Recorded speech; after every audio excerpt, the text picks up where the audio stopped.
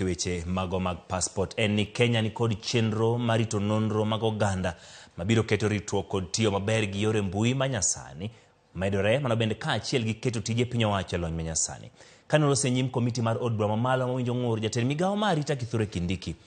elose wi chenro manochwal mar keto kum tiyo gi TikTok e pacho ka. Oyango ni gitudore kod kambi mar TikTok kaachiel kod jorit nonro mamoko manyaka koro tenre kod chike mag rito nonro kata Data Protection Act. TikTok and other social media platforms are increasingly being used to spread malicious content,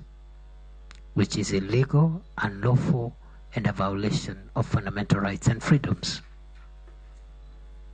Chair and members, TikTok and other social media platforms are increasingly being used to also generate propaganda, including propaganda for war.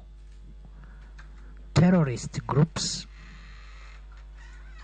including the famous ones in our corner, Al-Shabaab and others, are using social media platforms, including TikTok, to generate propaganda for war and also to generate the propaganda to advance the